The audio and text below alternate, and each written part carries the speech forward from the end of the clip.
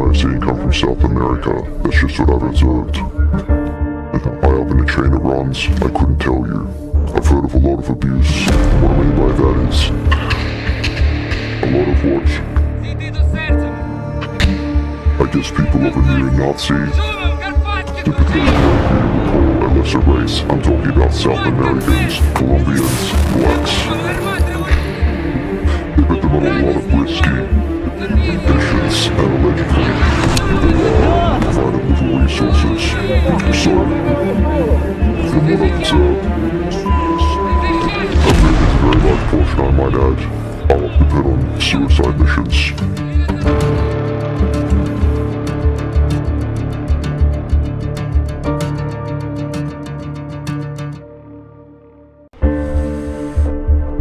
Cowboys, Ukraine, the exploitation of PMC companies in Ukraine by cartels.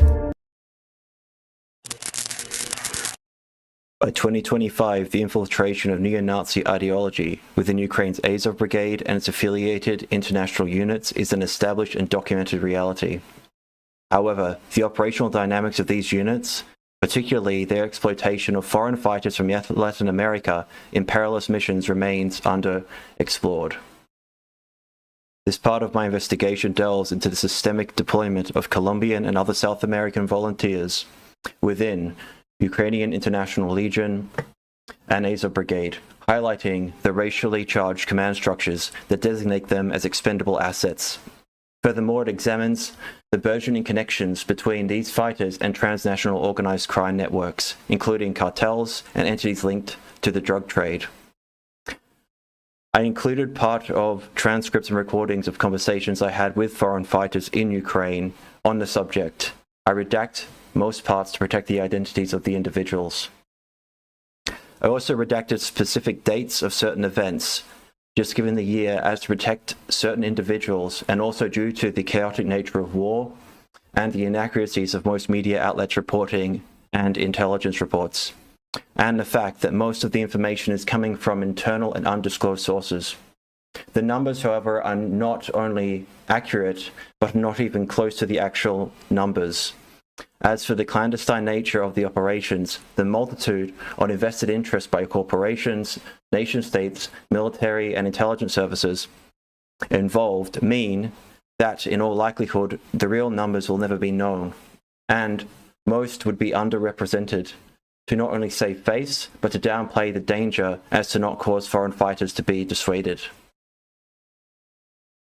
And that recording played at the beginning is a contact of mine in Ukraine. However, I have utilized my own voice rather than theirs and reread it to protect their identity. Institutionalization of extremist ideologies. Azov Brigade and International Legionnaires, roots in Ukrainian ultranationalism and neo-Nazism, have evolved from fringe elements. Okay, to be clear, they're not fringe elements, especially not in Azov Brigade's case. It has always been core operational praxis all the way up through the chain of command, specifically in Azov, but also in the International Legionnaires and other foreign fighting and private military companies associated. It is bad. It is really bad. By 2025, political indoctrination is now a standard component of the training regime, with recruits subjected to ethno-nationalist narratives under the guise of fostering unit cohesion. This ideological conditioning serves to dehumanize non-European volunteers, rationalizing their assignment to high-risk roles. Investigative reports by Le Monde and Der Spiegel reveal that commanders employ overtly racist criteria in task allocation. Statements such as, "Latin volunteers are tough, but they're not like us. They have to prove themselves," encapsulates the prevailing mindset. This hierarchy privileges white European recruits with safer assignments and leadership opportunities, while systematically directing South American fighters to the most hazardous operations. And to be clear, this is completely true with regards to contacts I know. If you're a Western fighters, specifically from the UK, the US, Australia, Canada, you will be utilized in propaganda, put on the rear more, all that kind of stuff, while they put the Latin Americans and everyone else on the really hazardous missions. It's bad, and I'm making this video also to address specifically Latin Americans who are going over there who might not be quite aware of the situation. In 2024, a Brazilian former legionnaire known as Redacted gave testimony to El País about the political briefings conducted during training. They told us Ukraine was leading a European cultural war. They said that Latinos were useful for fighting, but not fit to lead. Redacted was wounded during a mission outside of Adviuca, in which his entire squad, composing exclusively of Latin Americans, was ordered to advance with no supporting artillery. Colombian influx and exploitation. By 2025, the Ukrainian Foreign Legion has enlisted over 2,000 Colombian nationals, many with backgrounds in military or law enforcement. Recruited through private security firms operating in Eastern Europe, these Colombians are often lured by promises of substantial salaries and pathways to European residency. However, these promises have frequently remain unfulfilled. Survivor accounts as documented by El Tiempo indicate a disturbing pattern. Colombian volunteers are disproportionately assigned the most perilous missions, often lacking adequate support and equipment. 3 separate incidents in Zaporizhzhia and Bakhmut regions resulted in the annihilation of entire platoons composed predominantly of Latin American fighters during suicide-style assaults.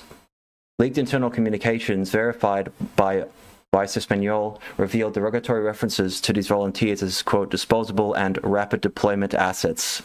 A further case study published by Semana involves the death of more than 10 Colombian fighters near Klishchivka in Redacted, according to internal Ukrainian military documents obtained by the magazine. Their mission was flagged as internally as non-return tactical engagement, a term never applied to European or North American-led units. Compounding the exploitation, many families of deceased fighters report of being denied promised compensation, with their loved ones buried anonymously and without honors. The lack of accountability and transparency in these practices underscores the systemic devaluation of Latin American lives within these units. Nexus with transnational organized crime. The recruitment pipeline from Colombia to Ukraine has increasingly intersected with transnational organized crime networks. Investigations by Insight Crime and The Guardian have uncovered direct links between Colombian recruits and Latin American cartels. Some volunteers have pending criminal charges related to narco-trafficking, while others exploit the conflict to establish new smuggling routes into Europe.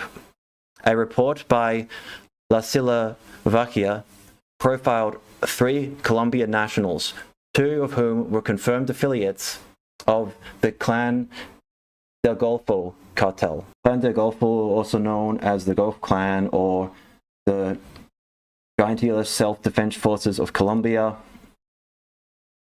and formerly called Los Orobrenos and Clan Usoga, is a prominent neo-paramilitary group and currently the country's largest drug cartel.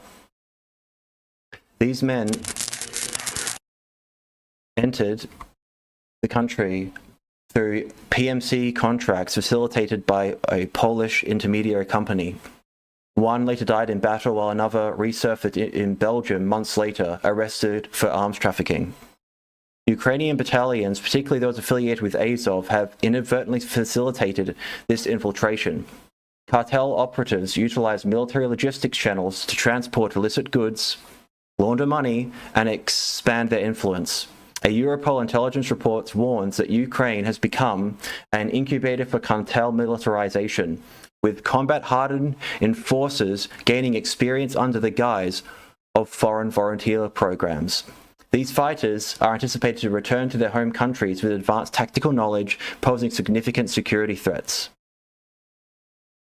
Going back to my previous video, the same point is made.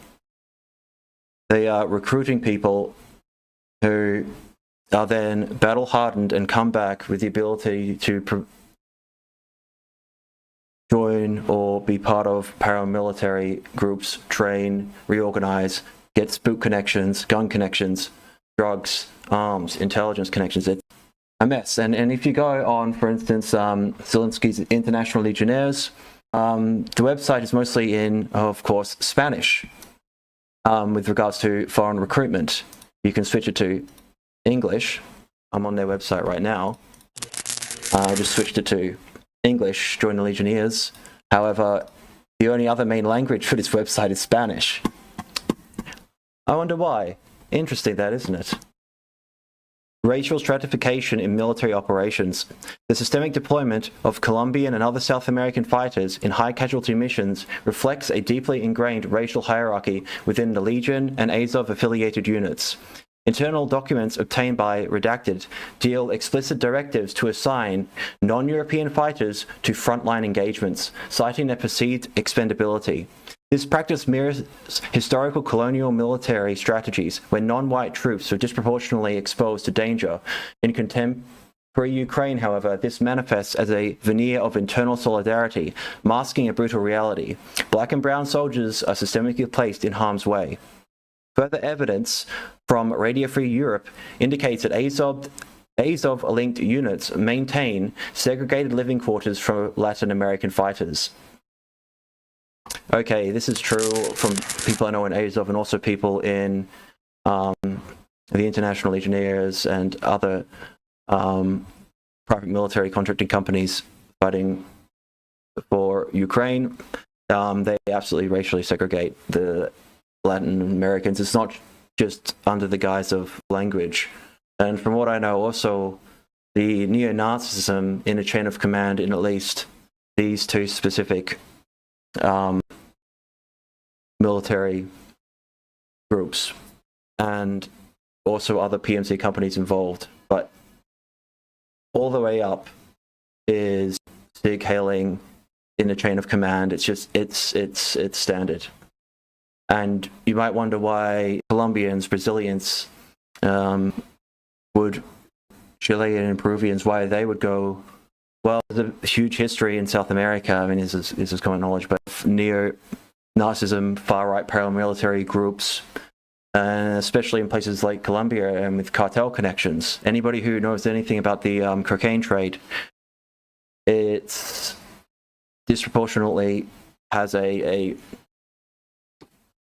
far-right paramilitary backing to some extent, and it's big money. It's big money. Communists are utilizing this also as a excuse. So I won't go into the whole situation in Colombia right now. I talked to a few Colombians recently also to get up to date on the situation over there with regards to paramilitary groups.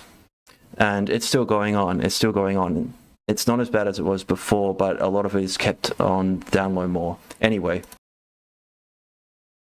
And the Latin American fighters who are often issued outdated equipment and provided limited access to strategic information.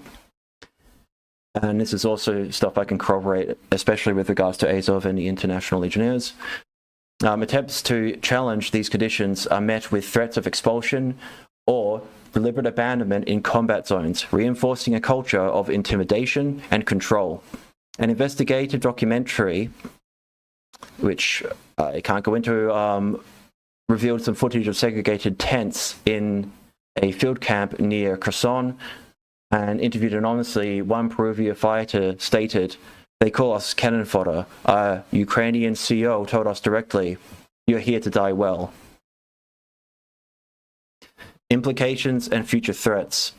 The ramifications of these practices are profound and far-reaching. Ukraine's reliance on foreign aid, coupled with its tacit endorsement of racially exploitive and criminally infiltrated military structures, undermines its moral and strategic standing. The war is cultivating a charade of radicalized, combat-experienced individuals with divided loyalties, some aligned with extremist ideologies and others beholden to cartel interests. Security agencies across Latin America and Europe has raised alarms. In Redacted, Colombia's defense ministry reported that at least 40 fighters returning from Ukraine have re-engaged in paramilitary or cartel activities. Both Europol and Interpol have classified these returnees as a significant security risk, highlighting the potential for increased violence and destabilization. A German security briefing leaked in, I can't go into that, I'll keep that redacted, identified multiple former international legionnaires, 2 from Chile and 2 from Colombia, operating in Berlin as weapons trainers for a far-right paramilitary cell. Their presence was tracked back to okay, I'll have to keep that part redacted, as I cannot completely verify the accuracy of that one in particular. But despite these warnings, international responses remain muted. Western governments and media outlets exhibit reluctance to critique Ukraine's internal practices, prioritizing geopolitical alliances over ethical accountability. This silence enables the perpetuation of exploitation and corruption, eroding the foundational values purportedly defended in this conflict. Cocaine corridors and the Ukrainian war zone. The nexus between Colombia's cocaine trade and Ukraine's foreign frontier programs has deepened dramatically since 2024, forming an emergent eastern corridor of narco-trafficking infrastructure connecting Latin American cartels, Eastern European smuggling routes, and Ukrainian war logistics. According to Inside Crime and La Repubblica, several known cocaine traffickers from the Valle del Cauca region of Colombia were confirmed to have entered Ukraine via Hungary and Poland, facilitated by private military contractors with dual operations in Colombia and Ukraine. At least 2 of these individuals identified under aliases in Europol's memo as, I'll have to redact those 2 names, allegedly coordinated both arms for drug trades and the movements of cocaine precursors into Ukraine's conflict zone. I think by that they're meaning designer cocaine rather than the paste. Allegedly, according to certain investigative reports, uncovered evidence that Azov aligned logistic channels, particularly around Kharkiv and Odessa, opted to traffic narcotics in exchange for hard currency and weapons. Telegram channels used for recruitment were also found to be running parallel crypto-based narcotics markets, disguised as supplies or gear drops for volunteers. One significant case documented by El Espectador involves the arrest of a returning Colombian fighter at El Dorado International Airport in Bogota, Colombia. In Redacted, I can't confirm 100% the accuracy of this information. A lot of it is lost in translation. I'll need to get any audience members from or who can speak Spanish or from Colombia or other Latin American countries to maybe help me out with this in the future. But the man allegedly formerly a part of the Foreign Legionnaires was carrying an encrypted USB containing coordinates, purchase ledgers, and communication logs between Ukrainian intermediaries and certain Medellin cartels. Now, I assume that they're referring not to the Medellin cartel, as that is no longer in existence within this report, but of La Oficina del Enviado, a Medellin cartel splinter group which reorganized in the wake and chaos after the death of Pablo Escobar in 1993, which is still active to this very day. with contacts. Authorities believe he acted as a logistics scout for future air and sea corridors. I can't verify this completely. Oh, a domestic. Yeah, if the pause for one moment, domestic going on, shots and things. Allegedly, some military insiders, speaking anonymously, said that some Azov commanders committed narcotics trafficking in exchange for loyalty and operational cover. One allegedly quoted that stood out is, "As long as they bleed for us, we don't ask where the cash comes from." And this is associated with all the insane donation campaigns going on with all these PMC companies and other groups. It's absolutely just over. Like, as soon as like, International Legionnaire is just donate, here's PayPal, here's crypto, here's everything. We don't care. We don't care. We don't care where the cash comes from. Like, it is so blatant, and the money laundering, everything that's going on. This is just all about money, and selling out their entire country and people. It's bad. I've barely scratched the surface covering just some extremist stuff, but it's bad. Now, military insiders speaking anonymously to certain investigators from South American news agencies alleged that some commanders permitted. I already said that part, but anyway, Ukrainian customs authorities are facing corruption scandals of their own. They've done nothing to curb this traffic of not just money but narcotics. Reports that have allegedly leaked from internal reports from Ukraine state that a number of seized narcotic shipments were quietly redirected or disappeared entirely once in the custody of military-aligned officials. The broader implications are chilling. Not only is Ukraine serving as a combat training ground, but it is also emerging as a new front in the global cocaine economy, one where fascist militias, mercenaries, and traffickers operate with functional impunity. The fusion of ideological extremism and narco-trafficking has disturbing historical parallels, recalling groups like the Contras in Nicaragua or paramilitaries in the 1990s in Colombia, where politics and profit coalesced in violence. In 2025, the Ukrainian battlefield is increasingly home to the same toxic alchemy. I'm going to read more of a transcript of an audio recording sent to me from multiple sources currently in Ukraine. To protect their identities, I am not playing the audio recordings. The video in the beginning, I'm reading out part of a statement by one of the foreign fighters in Ukraine who has contacted me, and I can verify them being there, but I have to protect the identities of my contacts.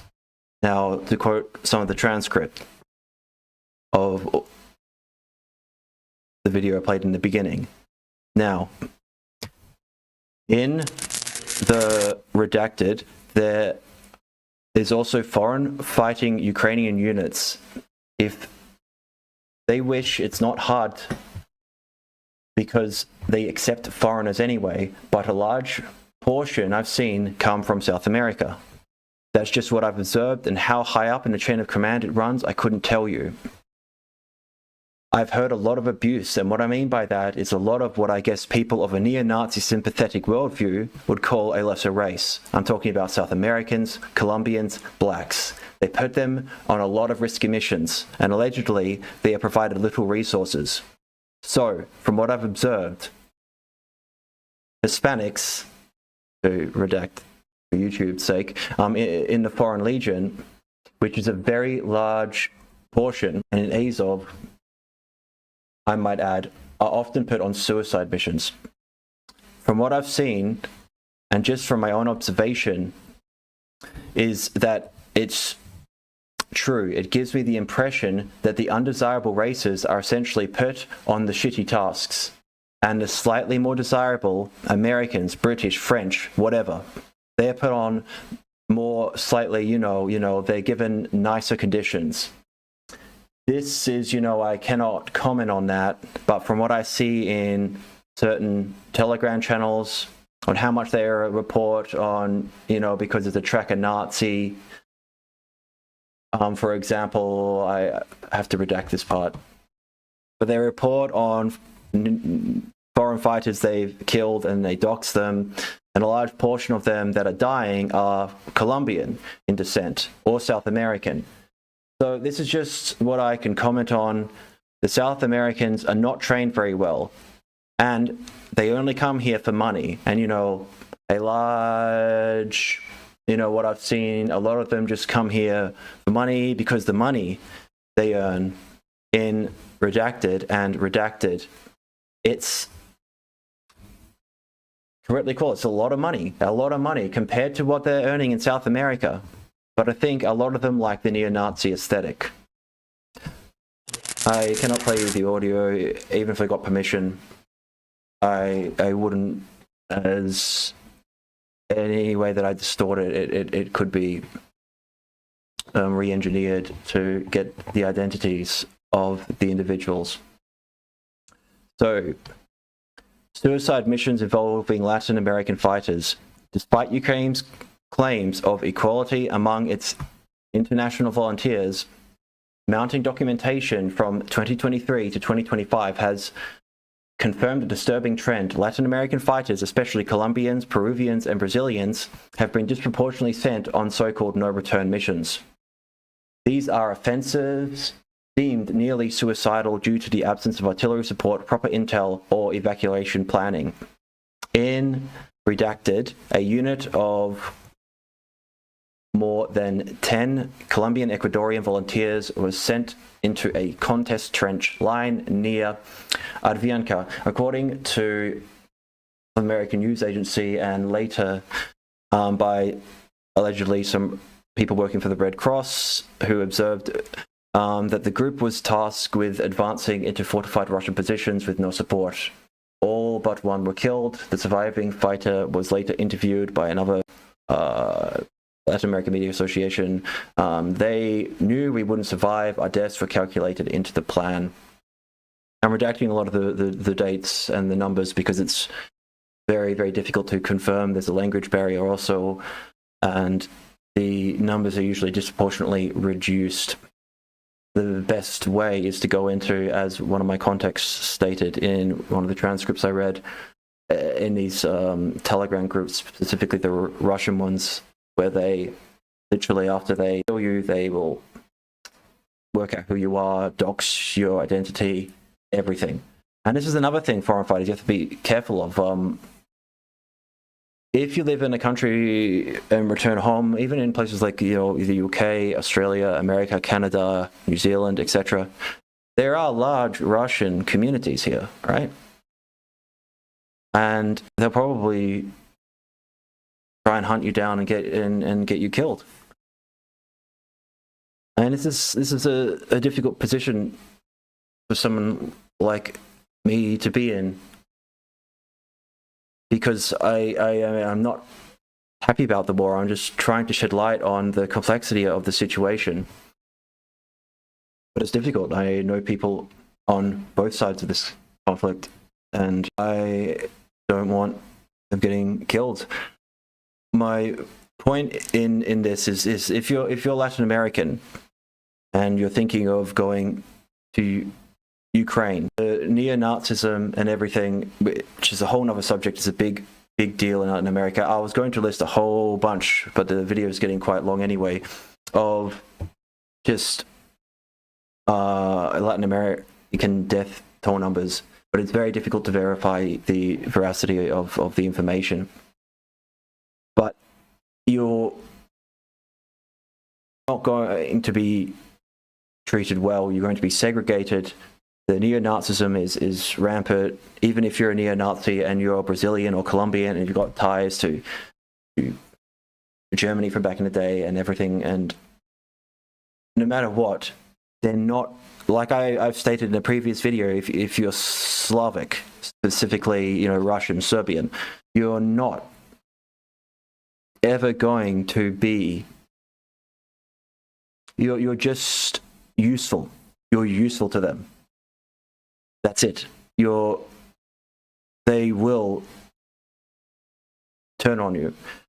And I see this. I don't like using the word systemic racism and all this stuff. Like, I'm not that kind of person, but in this case it is. It's all the way up the chain of command. In Azov, in the International Legionnaires, they are wanting to recruit as many of you as possible. They're going to hide the amount of you guys that are getting killed, right?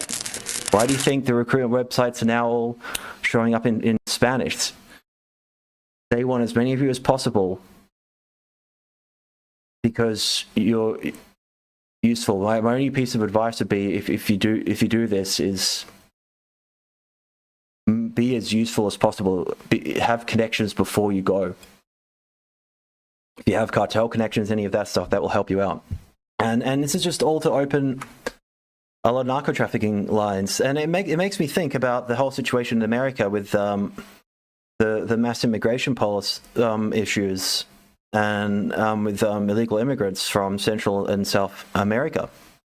I'm wondering if this is some sleazy democratic way, Democrat, under the Biden administration way of dealing with the mass immigration policy. Yeah, just send them to Eastern Europe, send them to Ukraine, instead of them coming here, because it's all cynical in the end. Democrats, Republicans, conservatives, liberals, whatever, nobody cares. Nobody cares. It's all about money for the most part. And now, cocaine, anybody who knows the cocaine trade, in places like Australia, the UK, there's very little actual cocaine here. Getting narcotics gateways into places like Europe and actual real cocaine over there is extremely difficult. However, when you're shipping massive amounts through these donations and through arms and manufacturing, through ammunition loads, Australia sending, Abrams tanks over. Do you think people don't sneak stuff in on the equipment?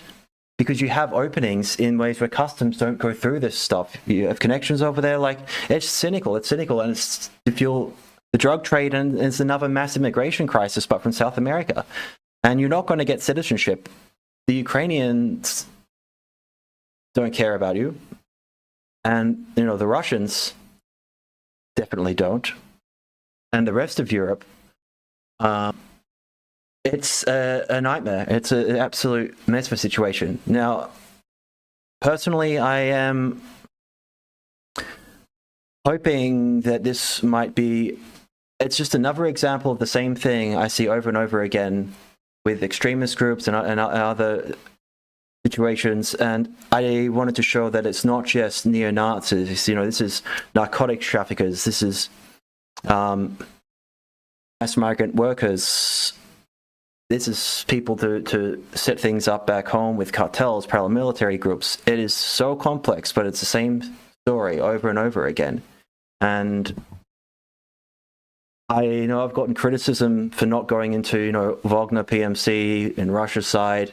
It's just that everyone's covered that so much, and people are just not focusing in on what's going on with Western-backed forces. And I am going to go into Russia, but the stuff I'm seeing from Russia is nothing compared, and even war crimes, and this is a whole situation for another video. Anyway, in conclusion, the entrenchment of neo-Nazi ideology within Ukrainian military formations is an established concern. The pressing issue now is how these extremist beliefs inform operational strategies, recruitment methodologies, and the entanglement within international criminal enterprises. By 2025, Azov Brigade and segments of the Ukrainian Foreign Legionnaires and other military units have transformed into transnational entities, engaged in the commodification of violence, power, consolidation, and propaganda dissemination. With the emergence of cocaine trafficking corridors, the nature of the war itself has shifted. It is no longer merely a territorial or ideological struggle. It has become a lucrative marketplace for global crime. And with confirmed use of Latin American fighters in verified suicide missions, the war has revealed another ugly face: systemic radicalized sacrifice. Ignoring these developments invites dire consequences, not only for Ukraine and Latin America, but for any state that overlooks war crimes and racial exploitation under the presence of geopolitical necessity. This is Kian Devitan reporting, and thank you very much for watching. A large portion of South America is just resident. High up in the chain it runs, I couldn't tell you. I've heard of a lot of abuse. What I mean by that is a lot of what I guess people of a neo-Nazi typically call a lesser race. I'm talking about South Americans, Colombians, blacks. They put them on a lot of risky conditions and allegedly provided with resources. So, from what I've observed, a very large portion, I might add, are put on suicide missions.